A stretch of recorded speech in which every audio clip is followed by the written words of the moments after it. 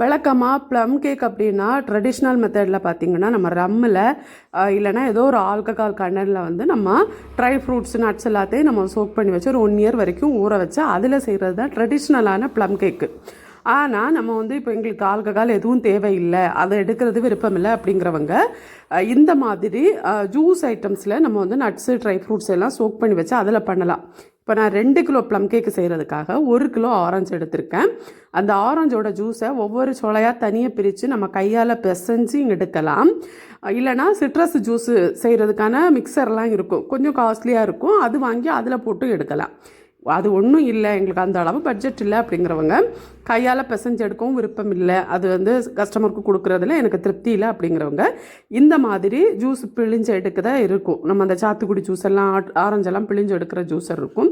இந்த ஜூஸர் பார்த்திங்கன்னா நான் வந்து அமேசானில் வாங்கினேன்னு நினைக்கிறேன்.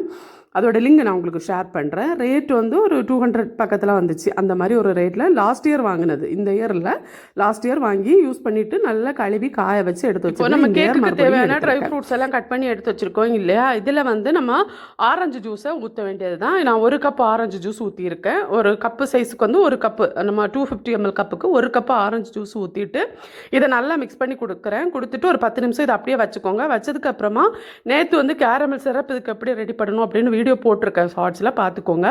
அந்த கேரமல் சிரப்பு காஞ்சிட்டு இருக்கிறப்போ அதில் இந்த ட்ரை ஃப்ரூட்ஸ் நட்ஸ் எல்லாத்தையும் சேர்த்து அந்த ஜூஸோடு அதில் ஊற்றிக்கோங்க. ஊற்றிட்டு கொஞ்சம் பெரிய பாத்திரத்தில் பண்ணுங்கள். நான் வழக்கமாக பண்ணுற பாத்திரத்தோட இது கொஞ்சம் அடிகனமான பாத்திரம் அப்படிங்கிறனால இதில் பண்ணேன். பட் எனக்கு அந்த கிளறி எடுக்கிறத அடுத்து ரொம்ப சிரமமாக இருந்துச்சு. கிளறி எடுத்து அந்த ஜூஸ் வந்து கொஞ்சம் சுண்டி வர வரைக்கும் நம்ம விட்டு அதை அப்படியே நல்லா ஆற வச்சுட்டு ஆறுனதுக்கப்புறமா கேக் மிக்சர் நம்ம ரெடி பண்ணுவோம் இல்லையா, அந்த கேக் மிக்சரில் நம்ம ஊற்றி நம்ம கேக்கை செய்ய வேண்டியது தான்.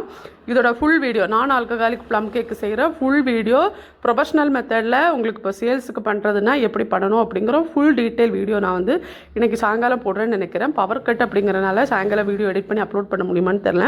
முடிஞ்சால் இன்றைக்கி சாயங்காலம் போடுறேன், இல்லைனா நாளைக்கு காலையில் உங்களுக்கு அப்லோட் பண்ணுறேன்.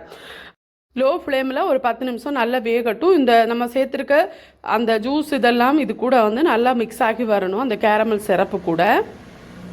இது சும்மா அப்படியே சாப்பிட்றதுக்கு ரொம்ப நல்லா இருக்கும். இந்த மாதிரி வேக வச்சு எடுத்ததுக்கப்புறம் சாப்பிட்றதுக்கு தனி ஒரு ஃப்ளேவரும் டேஸ்ட்டும் கிடைக்கும். ஏன்னா ஆரஞ்சு ஜூஸ் எல்லாம் சேர்த்துருக்கோம் இல்லையா, நல்ல ஒரு இனிப்பு டேஸ்ட் எல்லாமே கிடைக்கும், சூப்பராக இருக்கும்.